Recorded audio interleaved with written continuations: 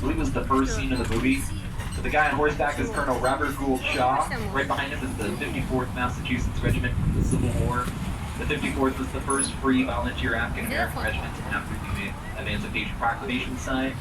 And they were all recruited in Boston. Very proud to be fighting for the Union Army against slavery. They earned that nickname, the Glory Regiment.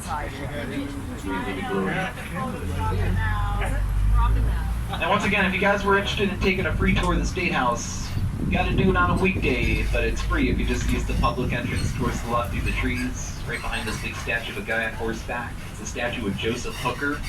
He was a famous Union general from the Civil War. We called him Fighting Joe Hooker.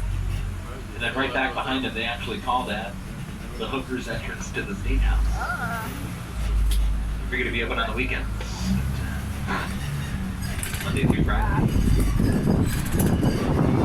I know I picked up most of you guys there at stop number 8. What we do between stop 6 and 8 is a big circle around that part of the Boston Commons. So at this point, we pretty much consider our full circle. Start making our way down to stop number 9 if you're following on the map. So we'll head down towards the waterfront South Station. We're about to pass by the oldest continuously run hotel in the United States. It's on the right-hand corner with the green awnings. It's called the Omni Parker House Hotel. So it opened up on the corner here back in 1855. Yeah, 1855. Is there anyone on board that's actually staying at the Omni Parker House Hotel?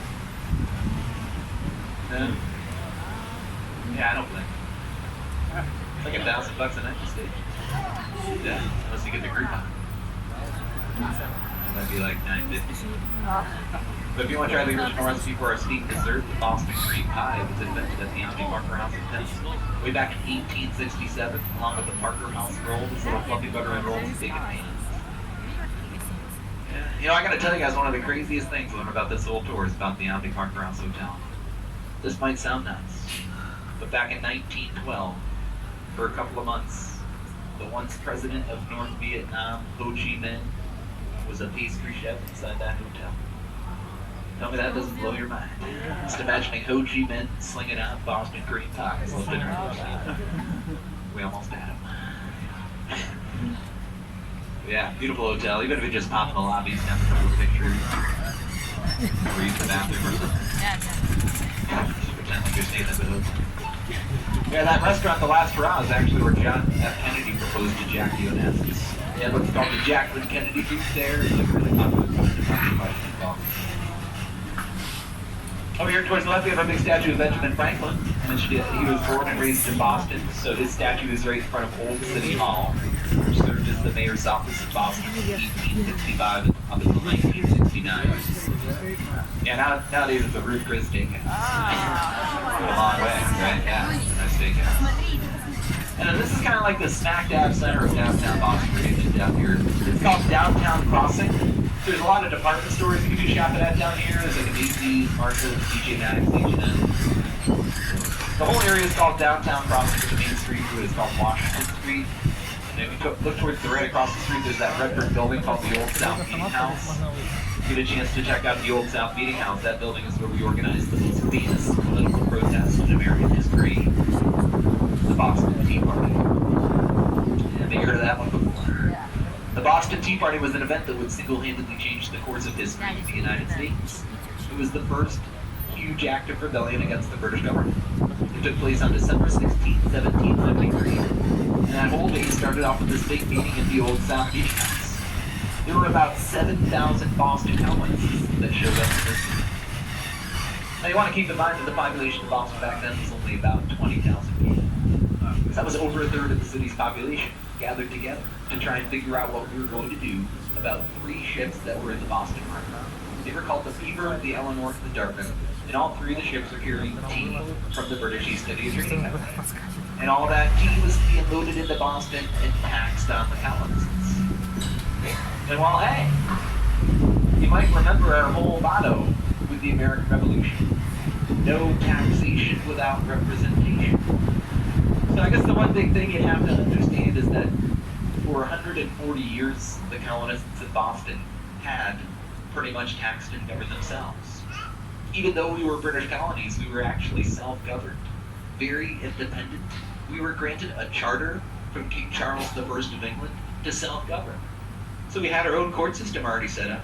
We had our own taxation. We had everything under control. It was all good. Up until 1765, which is when King George III came swooping in on us with this Stamp Act. It was basically a bunch of these newly imposed taxes on imported documents and goods. It was actually just King George's sneaky way of getting all the colonists to pay off his debt in the French and Indian War. And we knew that if we did not have a seat in Parliament 3,000 miles across the sea, then we had no say in where the tax money could actually go. And so the last straw was when they tried to tax the only imported tea. Because apparently, nobody messed with our tea. And we had a big meeting about it. And it did not take very long to figure out that there was no way the Royal British Governor would be willing to take the 3 ships back to England. So when that was found out, there were 113 men waiting outside the meeting house who disguised their identities as Mohawk natives. They marched down to Griffin's Wharf, snuck aboard the 3 ships.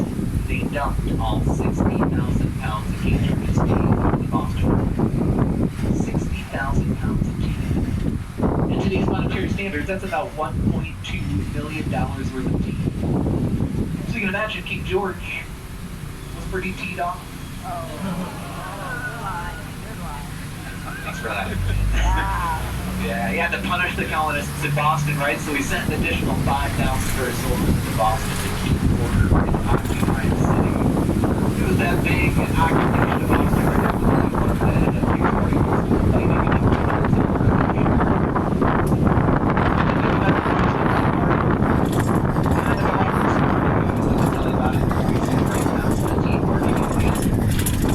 Coming up very shortly after stop number 9.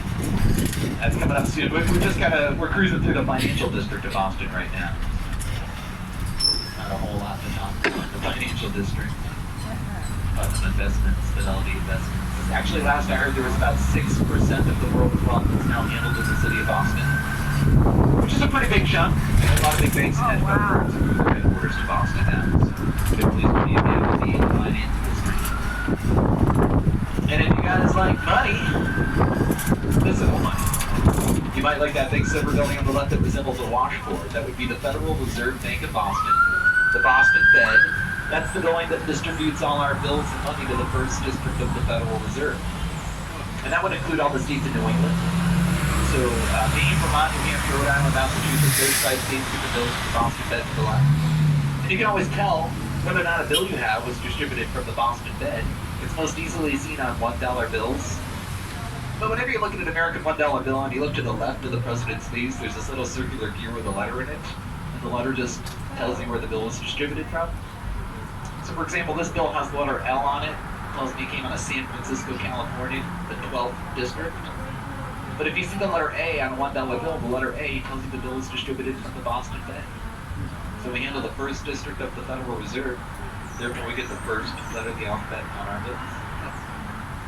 And I'll have you guys know that in the city of Boston, we only accept bills that have the letter A on them. Yeah, so you're going to have to take all the other bills you have and throw them away right here. I'll shred them up for you. It's always worth a try. So we'll end up circling around the Boston Fed, but we do have our stop 9 coming up next to Sound Station, that pink granite building that's on the corner with the clock. It's a big train station. The reason we call it Sound Station is because it's where you catch any Amtrak trains that go south of Boston. So the trains to New York City, Philadelphia, anywhere south. And then if you hop in the basement of Sound Station where the glass entrances are, where you see the big T, that leads you to the local subway. We have the FETA Red Line train in the basement of Sound Station. So locally, the Red Line is the one that goes up to Cambridge. A lot of people like to visit Harvard University and check out the campus when they come to Boston. So they have a stop right at Harvard Square on the Red Line. I think it's 7 stops up. But yeah, you can always remember that the Red Line goes to Harvard, it goes to the Princeton. That makes it easier. Does anybody need stop 9 or Sound Station? You guys all good on 9? This is 9. She doesn't look too soon. Everybody else is good. You guys are good?